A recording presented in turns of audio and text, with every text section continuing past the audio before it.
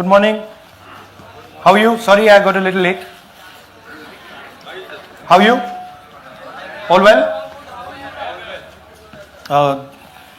Would you like to say something? No, we can start, sir. So, first of all, this is not the H-bomb.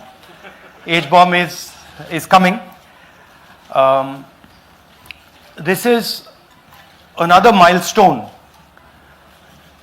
in setting up and demonstrating to the youth of this country how elections are being rigged.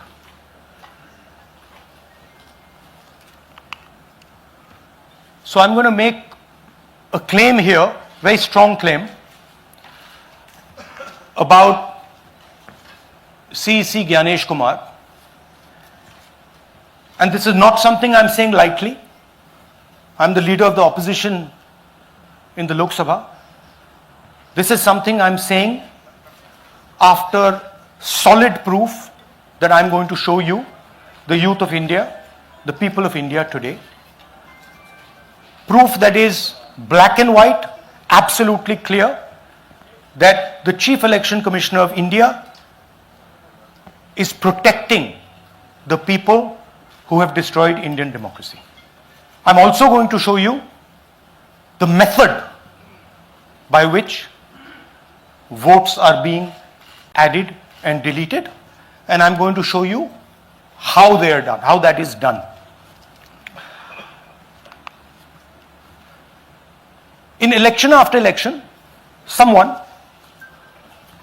some force, some group of people has been systematically targeting millions of voters for deletion across India. This is something that we've heard again and again and again. Different communities, mainly communities that are voting for the opposition, Dalits, Adivasis, minorities, OBCs, are specifically targeted. We had heard this many times, and now we found 100% proof of it. Please understand, I am not going to say anything on this stage that is not backed up by 100% proof. I am somebody who loves my country. I love my constitution. I love the democratic process, and I am protecting that process.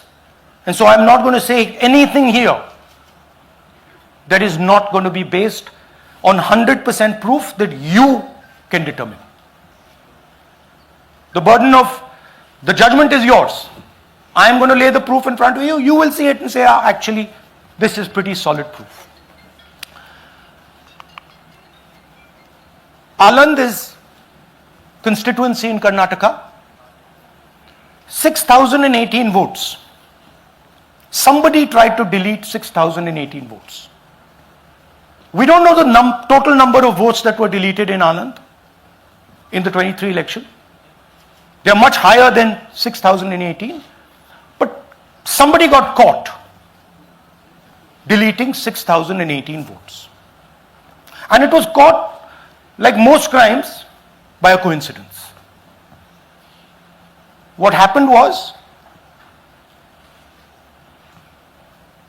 the booth level officer there noticed that her uncle's vote was deleted.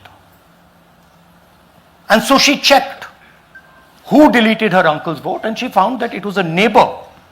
पड़ोसी ने uncle का vote delete किया था. उसने जाके पड़ोसी से पूछा कि आपने मेरे अंकल का वोट क्यों डिलीट किया. पड़ोसी ने कहा, मैं तो जानता ही नहीं, मैंने तो कुछ वोट डिलीट ही नहीं किया. Neither did the person deleting the vote know, nor did the person whose vote was deleted know. Some other force hijacked the process and deleted the vote. And as luck would have it, got caught. What does the operation look like? In Aland, 6,018 applications were filed. impersonating voters. The people who filed these applications actually never filed them. And we will show you evidence of that on this stage. The filing was done automatically using software. We will show you that. Mobile numbers from outside Karnataka, from different states, and you can see on the map, from different states were used to delete numbers in Aland. And it was done targeting Congress voters. So this was not random. We will show you again that these deletions were specifically targeting booths where the Congress party was winning. Here is example number 1, lady called Godabai. Someone created fake logins, deleted 12 voters, attempted to delete because then this was stopped. Godabai, of course, has no idea. Can you show us what Godabai has to say about this? Election time ಈಗ ನಾ ಅರ್ಜಿ ಹಾಕಿಲ್ಲ, ನನಗೆ ಅದಕ್ಕೆ ಸಂಬಂಧ ಇಲ್ಲ, ಅದು ಯಾರು ಹೊಟ್ಟಿ ಕಿಚ್ಚಿ ಯಾರು ಏನ ಹಾಕ್ಯಾರ ಅನ್ನೋದು ನನಗೆ ಗೊತ್ತಾಗಿಲ್ಲ. So she has no idea. These were the cell phone numbers that were used to delete these people. These are not from Karnataka. These numbers are from different states. You can see here.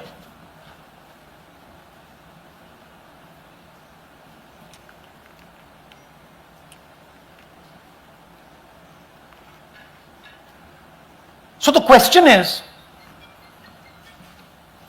whose numbers are these? How were they operated? Where were they operated from? Who generated the OTPs to disturb the process? Now these are questions that arise out of this. Here's example 2, Suryakant. This gentleman apparently deleted 12 voters in 14 minutes. He filled 12 deletion forms in 14 minutes. I'd like you to meet him. He's here. That's one of the people. That's one. Namaskar bhi aiye. Babita Chaudhary is one of the votes that he is supposed to have deleted. Aiye bhaiya. He is supposed to have deleted. This is the gentleman. ये इनका vote delete किया जा रहा था, ये कर रहे थे. इनसे आप पूछिए, बताइए. That's our candidate. हाँ, कन्नड़ा में बोलिए. ನನ್ನ ಹೆಸರು ಸೂರ್ಯಕಾಂತ್ ಗೋವಿನ. ನಾನು ಸರ್ಸಂಬ ಗ್ರಾಮದಲ್ಲಿ ಇದ್ದೆ. ನನಗೆ ನಾಲೆಜ್ ಕೇಳಿದೆ, ನನ್ನ ಹೆಸರು ಮೇಲೆ 9 ಜನರ ಲಿಸ್ಟನ್ನು ಡಿಲೀಟ್ ಮಾಡಿದ್ದಾರೆ. ಅದು ಯಾಕಂತ ಇವರು ನನಗೆ ಬಂದು ಕೇಳಿದರು, ನಮ್ಮ ಹೆಸರು ನೀವು ಯಾಕೆ ಡಿಲೀಟ್ ಮಾಡಿದ್ರಿ ಅಂತ. ಅದಕ್ಕೆ ನಾನು ನಮ್ಮ ಸಾಹೇಬ್ರಿಗೆ ಹೇಳಿದೆ, ನಾನು ಡಿಲೀಟ್ ಯಾರಿಗೂ ಮಾಡಿಲ್ಲ, ಅಪ್ಲಿಕೇಶನ್ ಕೊಟ್ಟಿಲ್ಲ, ಆದರೂ ಡಿಲೀಟ್ ಆಗಿದೆ, ಅದು ನೋಡ್ರಿ ಅಂತ. ಹಾಗಾಗಿ ತಹಶೀಲ್ದಾರ್ಗೆ ಹೋಗಿ ಕಂಪ್ಲೇಂಟ್ ಕೊಟ್ವಿ. ಮತ್ತು ಕಮಿಷನರ್ ಇದು ನಮ್ಮ ಜಿಲ್ಲಾ ಎಲೆಕ್ಷನ್ ಒಂದು ಇದಕ್ಕೆ ಕಂಪ್ಲೇಂಟ್ ಕೊಟ್ವಿ. ನನ್ನ ಹೆಸರು ಮೇಲೆ 12 ಜನರದು ಡಿಲೀಟ್ ಮಾಡಿದ್ದು ನಿಜ ಇರ್ತದೆ. थोड़ा ट्रांसलेट कर लीजिए. मेरे नाम पे 12 लोगों का नाम डिलीट किया गया है. हालांकि मुझे मालूम नहीं, मैं कभी किसी को मैसेज भेजा भी नहीं, मैं बुलाया भी नहीं. ये बबीता आके पूछने से पता चला कि मैंने मेरे फ़ोन से ऐसा मैसेज दिया, लेकिन असल में मैंने किसी को भी मैसेज नहीं किया. आप कुछ कहेंगे? नहीं, ठीक है. Thank you. Thank you. Third example, Nagaraj. 2 applications filed and submitted in 36 seconds. Please try and fill these forms and see how long it takes you. Try and fill. And I ask the Youth of India, try it. Try and fill the form, 2 forms, in 36 seconds. You'll see the answer to this question. Notice also what time this gentleman fills the form. For some reason he gets up at 4:07 in the morning and suddenly fills 2 forms in 38 seconds.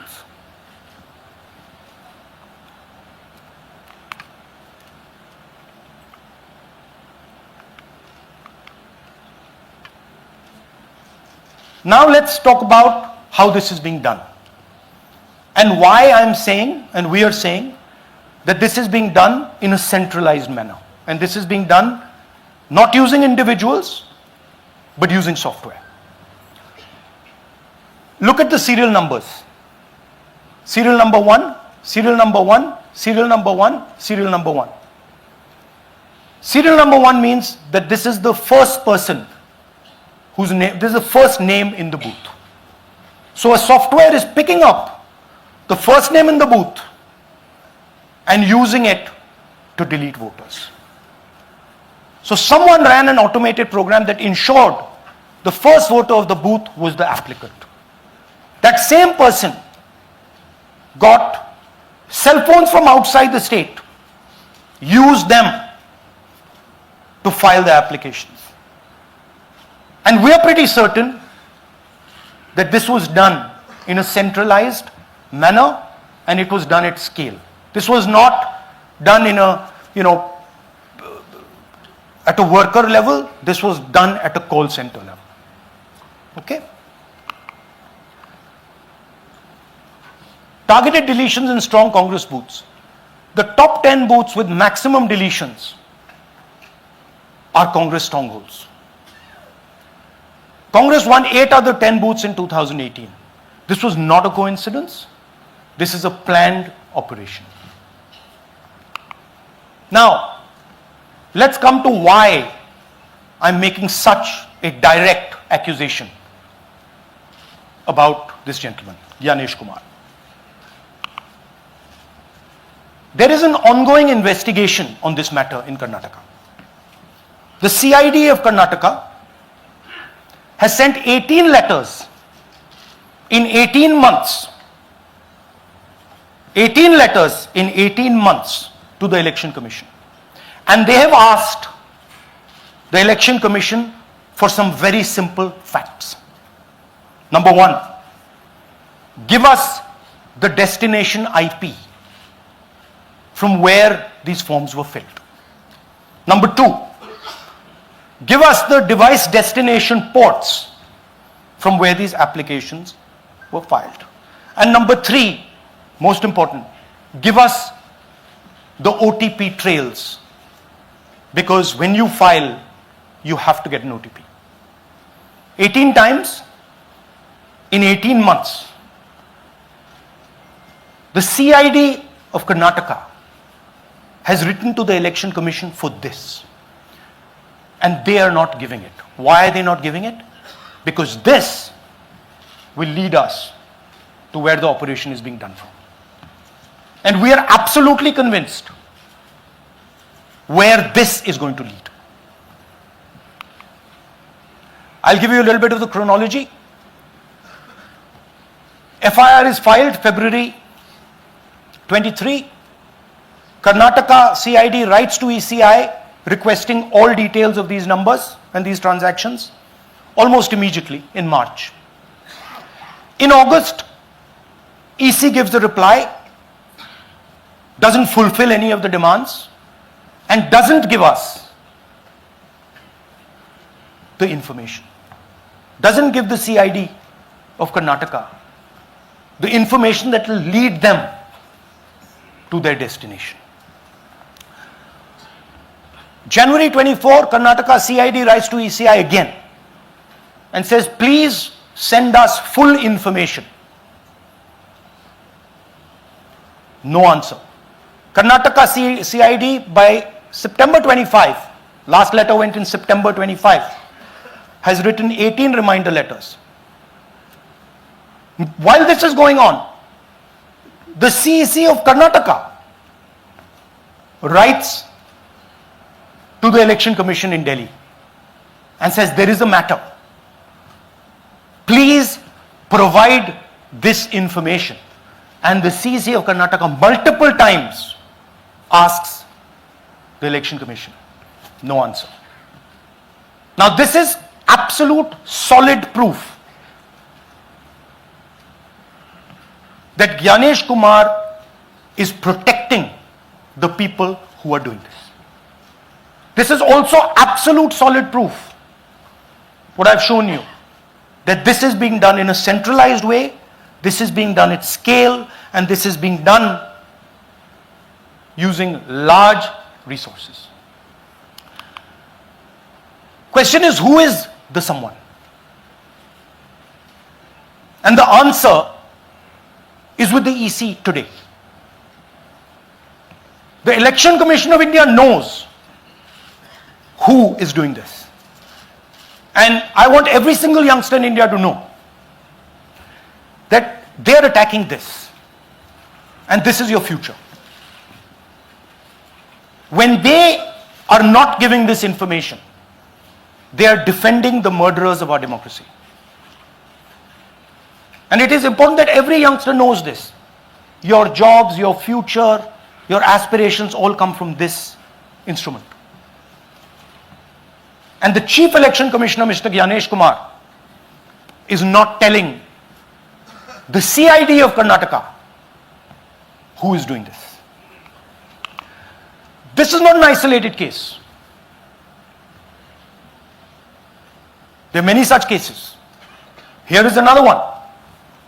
Maharashtra, Rajora, same idea. 6,850 targeted voters added. Anand we caught deletions, Rajora we caught additions. But the basic idea is the same. Phones from outside, people who are supposed to have added voters don't know that they've added voters, people who have deleted voters don't know that they've deleted voters. You can see, you might remember that, those names there, JW, JW, JW, JW from the last presentation. Same model. So it's the same system that is doing this.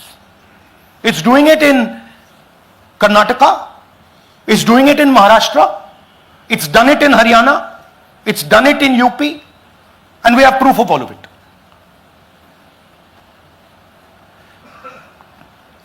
Names are being filled. Addresses, the address is Sasti, Sasti, Sasti, Sasti. Name is UQ, JJW.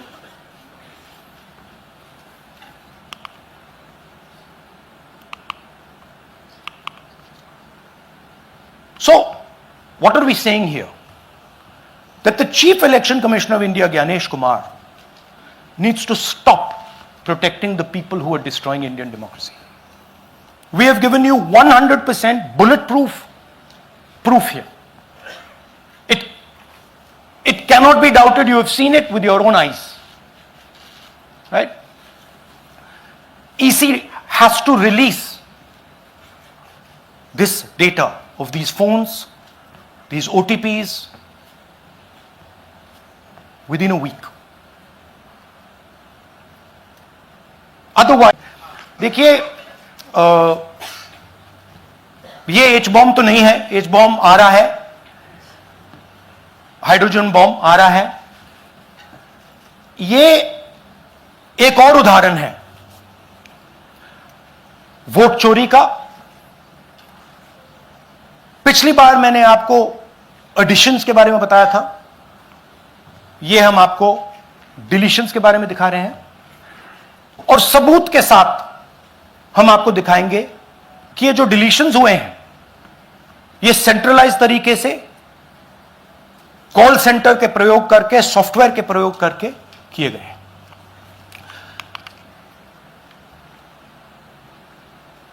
हमारे पास इस presentation में जो मैंने आपको अभी दिखाया 100% सबूत है, प्रूफ है कि ज्ञानेश कुमार जी हिंदुस्तान के चीफ इलेक्शन कमिश्नर वोट चोरों की रक्षा कर रहे हैं. और यह मैं आपको अभी दिखाने जा रहा हूं.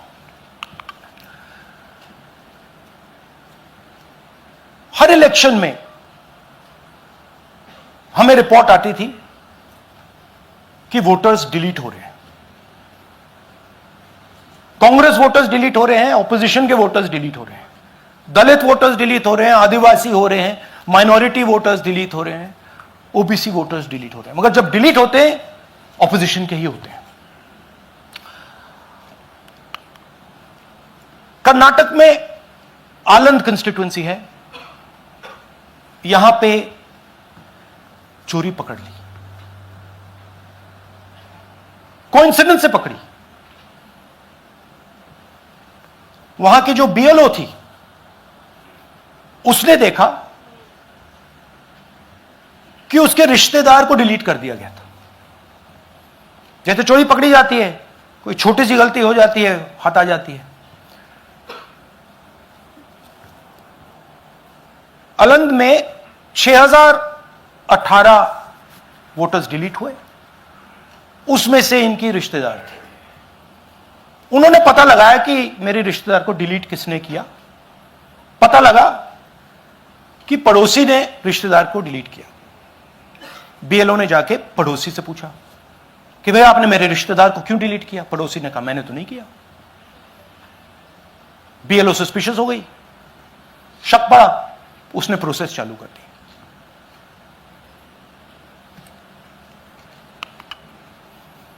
पता क्या लगा कि कोई ना कोई,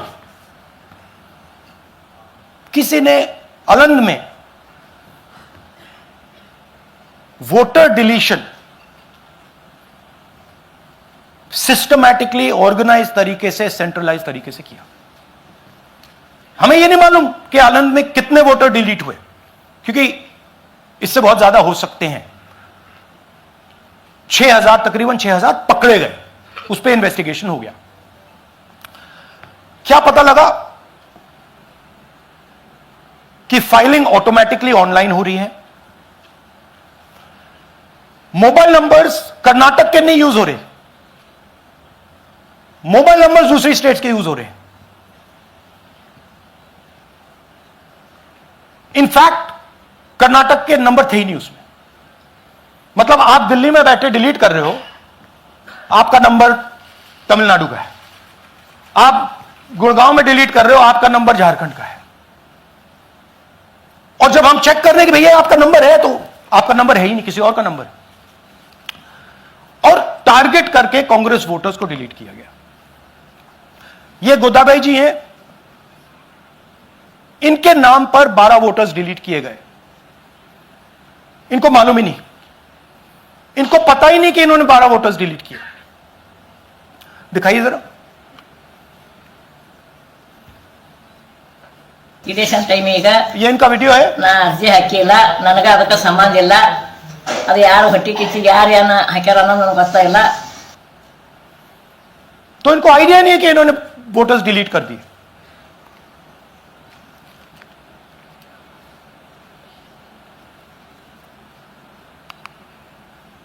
ये सारे के सारे जो नंबर्स हैं, ये कर्नाटक के नंबर्स नहीं हैं, ये अलग अलग स्टेट्स के नंबर्स हैं। और इन नंबर्स को आप फोन करके देखिए, रिप्लाई नहीं आता है।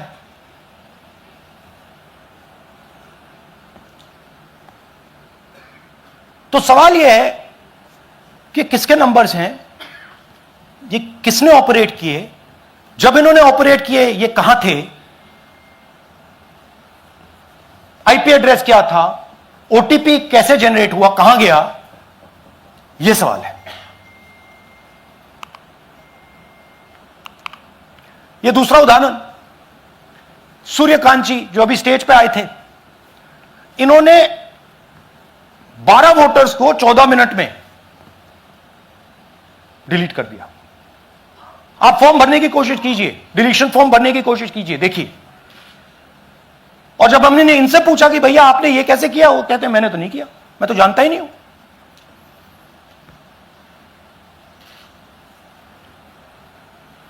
बबीता चौधरी जी का इन्होंने एक नाम डिलीट किया, यहां खड़ी हैं बबीता जी, यहां हैं सूर्यकांत जी, यहां हैं। आ जाइए जरा स्टेज पे, एक सेकंड आ जाइए। ये दोनों खड़े हैं यहां पे, सूर्यकांत जी, बबीता जी। इनको मालूम ही नहीं कि इन्होंने डिलीट किया। Thank you. नागराज जी, इन्होंने 2 एप्लीकेशन 36 सेकंड में फाइल कर दी है। और मजे की बात देखिए, ये 4 बजे सुबह उठ के फाइल कर रहे हैं। पता नहीं क्या हुआ, 4 बजे सुबह कहा कि भैया मैं 2 वोटर को डिलीट करूंगा, और कितने 36 सेकंड में डिलीट कर दिए, फिर सो गए।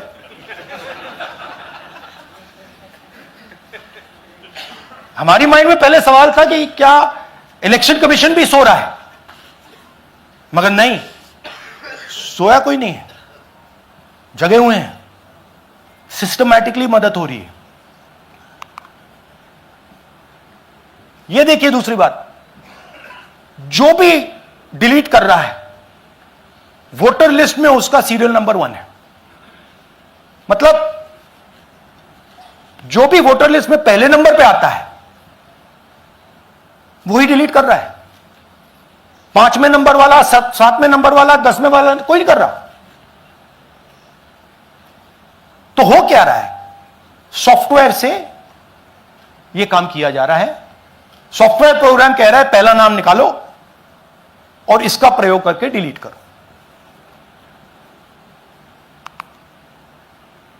टारगेटेड डिलीशंस हो रहे हैं। कांग्रेस पार्टी पर आनंद में अटैक किया।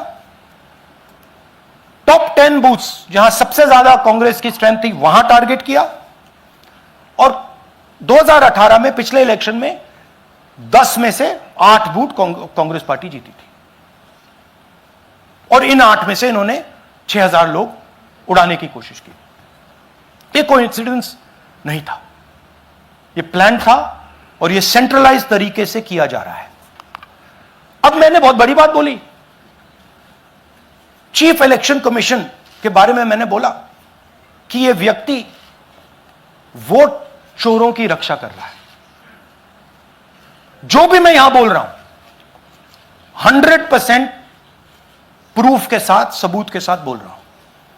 और मैं अभी आपको दिखाना चाहता हूं कि मैं ये शब्द क्यों बोल रहा हूं और किस बेसिस पे बोल रहा हूं। आपको अपनी आंखों से ये दिखेगा। कर्नाटका सीआईडी ने केस चालू किया कि ये वोटर कौन है, ये फोन किसके हैं, ये आईपी एड्रेस क्या है, ओटीपी कहां गया, इन चीजों के बारे में इन्वेस्टिगेशन शुरू होती है। कर्नाटक सीआईडी ने हिंदुस्तान के इलेक्शन कमीशन को 18 चिट्ठियां लिखी हैं। हमें आप ये इंफॉर्मेशन दीजिए, बिल्कुल क्लियर है, डेस्टिनेशन आईपी दीजिए, डिवाइस डेस्टिनेशन पोर्ट दीजिए, ओटीपी ट्रेल्स दीजिए, फोन नंबर्स दीजिए, फोन नंबर्स के मालिकों के नाम दीजिए। क्लियरली पूछा है, नो आंसर। 18 चिट्ठी CID Karnataka, no answer from chief election commissioner, no answer from election commission. Timeline देखिए,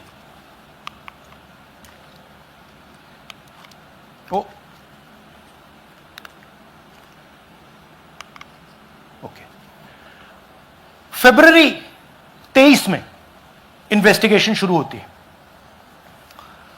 मार्च 23 में कर्नाटका सीआईडी चिट्ठी लिखती है ईसीआई को कि हमें सारे डिटेल्स दे दीजिए।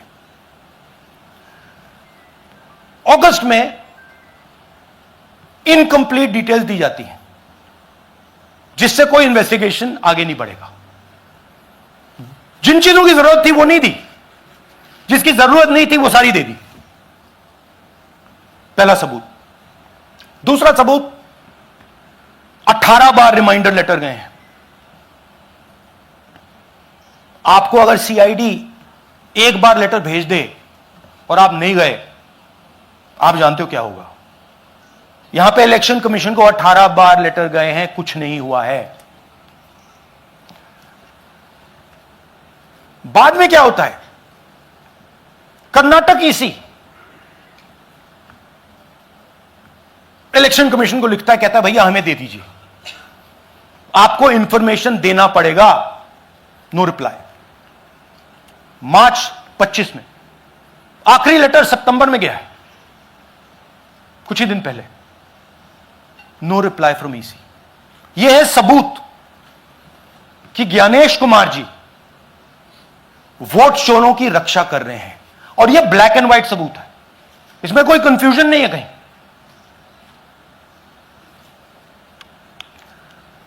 तो सवाल उठता है, ये है कौन जो सेंट्रलाइज तरीके से कॉल सेंटर के प्रयोग से, सॉफ्टवेयर से अलग अलग प्रदेशों में वोट डिलीट कर रहे हैं, ऐड कर रहे हैं? इलेक्शन कमीशन जानता है, ज्ञानेश कुमार जी जानते हैं। अच्छा, ये सिर्फ आनंद में नहीं हुआ, ये अलग अलग कंस्टिट्यूएंसीज में हुआ है। आनंद में लीगल प्रोसेस चालू हो गई, पकड़ लिया। यहां महाराष्ट्र में उसी मोडस ऑपरेंडी से, उसी सिस्टम से यहां पे वोट ऐड हुए हैं। आनंद में डिलीट, रजौरा में एडिशन, 6850। आपको याद होगा पिछले प्रेजेंटेशन में मैंने आपको नाम दिखाए थे, ये देखिए वही नाम यहां है। वही सिस्टम महाराष्ट्र में चल रहा है जो कर्नाटक में चल रहा था। नाम वैसे ही है, JW JW JW, पता वैसा है, JW JW, नाम यू ऐसे किसी ने टाइप करके लगा दिया। तो जो ये काम कर रहा है, ये उत्तर प्रदेश में, हरियाणा में, बिहार में, कर्नाटक में, महाराष्ट्र में वही कर रहा है।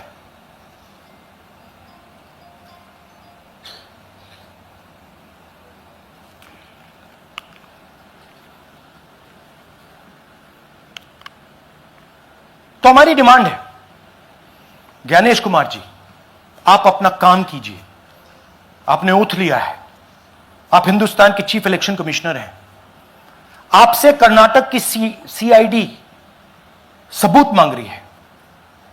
आप कर्नाटक की CID को यह सबूत 1 सप्ताह के अंदर दे दीजिए, नहीं तो पूरा हिंदुस्तान के सारे युवा इस बात को एक्सेप्ट करेंगे कि आप हिंदुस्तान के कॉन्स्टिट्यूशन, हिंदुस्तान के संविधान की हत्या में शामिल हो, हिंदुस्तान के संविधान की रक्षा नहीं कर रहे हो, और वोट चोरों की आप मदद कर रहे हो। Thank you. और थोड़ी देर में हम आपको हाइड्रोजन बॉम्ब दिखाने जा रहे हैं। नहीं, आज नहीं, थोड़ी देर में उसकी प्रिपरेशन चल रही है, क्योंकि हम देखिए, मैंने टीम से कहा है कि अगर मैं स्टेज पे जा रहा हूं, ब्लैक एंड व्हाइट प्रूफ नहीं होगा,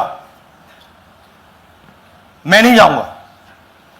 अगर ब्लैक एंड व्हाइट प्रूफ होगा, जो कोई मतलब उसको निगेट नहीं कर सकता, मैं जाऊंगा।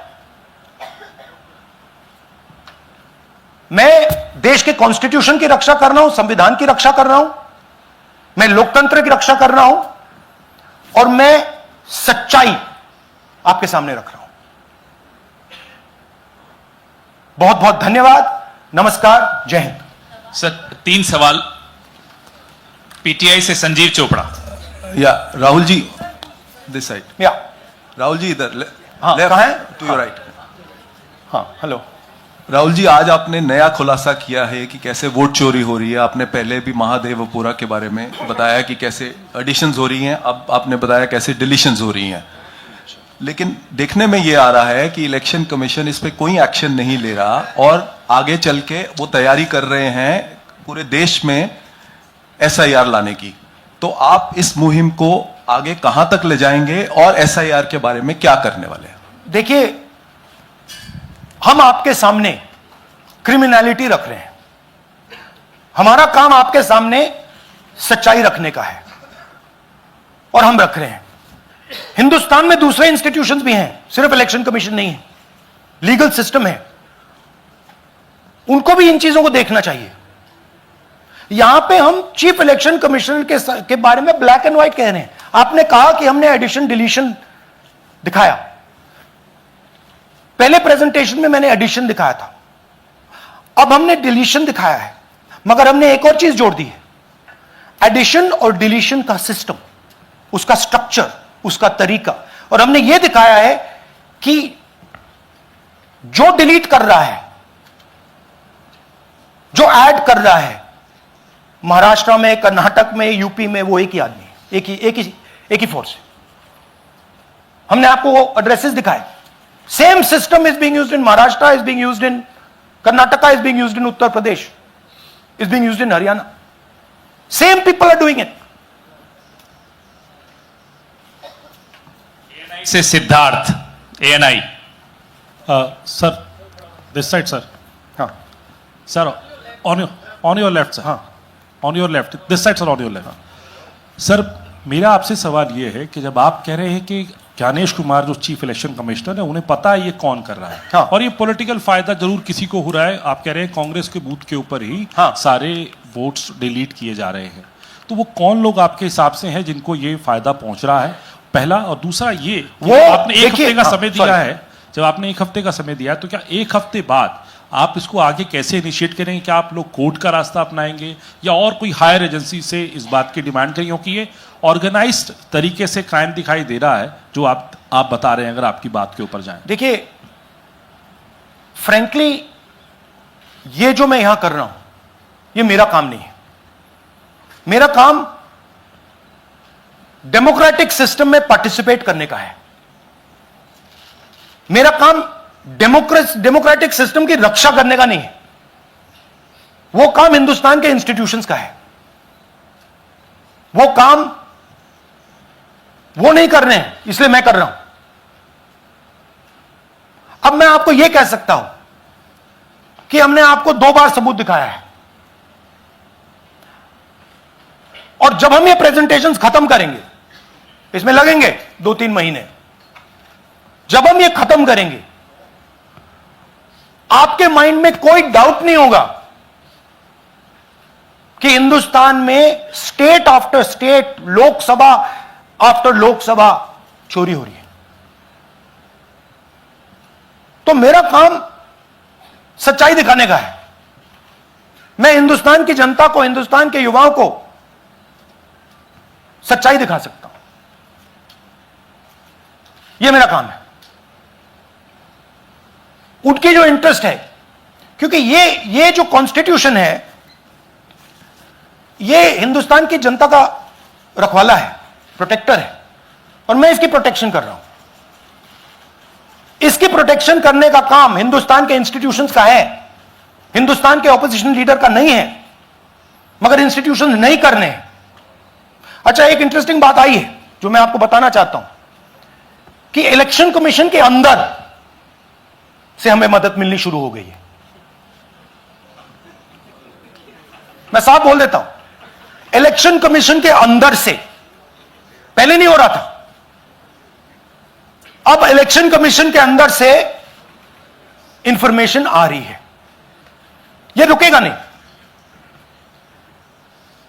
यह रुक नहीं सकता है, क्योंकि हिंदुस्तान की जनता इस बात को एक्सेप्ट नहीं करेगी। एक बार हिंदुस्तान की जनता को, हिंदुस्तान के युवाओं को पता लग गया कि वोट चोरी हो रही है, उनकी शक्ति लग जाएगी। IANS से आलोक झा। इस तरह से नहीं प्लीज। IANS से आलोक झा। वो भी मैं आपको दिखा दूंगा, वो भी मैं आपको प्रूफ के साथ दिखा दूंगा, है हमारे पास। राहुल जी, हाइड्रोजन बॉम्ब में ब्लैक एंड व्हाइट है।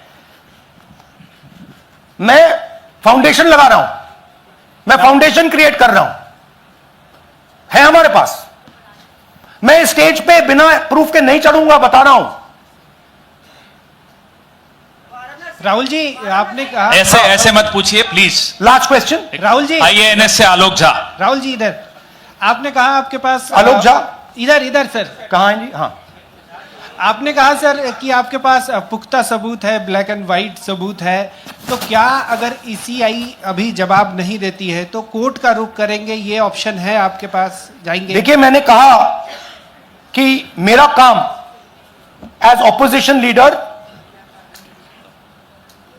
नॉर्मल सिचुएशन में मेरा काम ऑपोजिशन का रोल है, सरकार पे प्रेशर डालने का रोल है। मेरा काम हिंदुस्तान के लोकतंत्र को बचाने का नहीं है। मैं वो काम कर रहा हूं, इस स्टेज पे मैं वो काम कर रहा हूं। तो मेरी सोच है कि as a patriotic Indian, as somebody who loves India, who loves the constitution, it is my duty to put the truth in front of the people of India. अब अगर हिंदुस्तान के इंस्टीट्यूशंस कुछ करना चाहते हैं वो करेंगे। उनमें भी बहुत लोग हैं, जैसे मैंने आपसे कहा, मैं सरप्राइज हो रहा हूं, इलेक्शन कमीशन से लोग आ रहे हैं, इंफॉर्मेशन दे रहे हैं और बढ़ रहा है वो। सर, क्या जब तक सीईसी ज्ञानेश कुमार अपने पद पर है, जैसा कि आप कह रहे हैं कि वो फ्री एंड फेयर इलेक्शन होने नहीं दे रहे, तो तब तक इलेक्शन का मतलब क्या रह जाएगा? क्या आप इनको हटाए जाने के लिए आयोग को इस्तीफा देने की हाँ, तो आप इमेजिन कीजिए, और ये शॉकिंग बात ये है बस कि ये अभी शुरू नहीं हुआ, ये 10-15 साल से चल रहा है। ये सिस्टम है, ये स्ट्रक्चर है। हिंदुस्तान की जो डेमोक्रेसी है वो हाईजैक हो गई है। I am shocked frankly. Democracy, brothers and sisters, democracy can only be saved by the people of India. Nobody else can save democracy. Rahul Gandhi can come here and say something and say this is the truth. But the people of India, who I believe in, who I love, can do it. The day the people of India realize that आपका जो लोकतंत्र है, आपका जो संविधान है, वो आपसे चोरी हो गया है, उस दिन काम हो जाएगा। Thank you. अब आप लोग अपने स्थान पर खड़े हो जाइए राष्ट्रगान के लिए। ये है इनकी डिटेल लिस्ट, देख लीजिए। राष्ट्रगान के लिए अपने स्थान पर खड़े हो जाइए।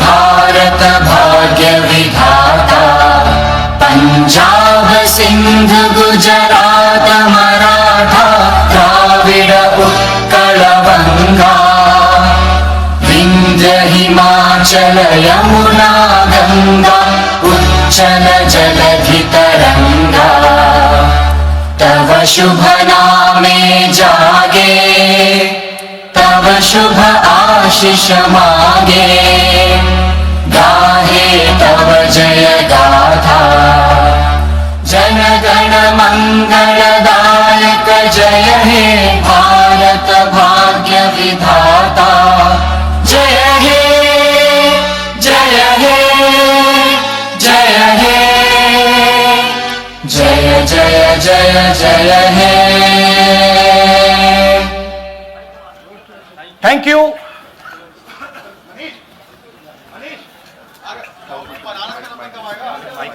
भैया नहीं, भैया डोंट डू दैट।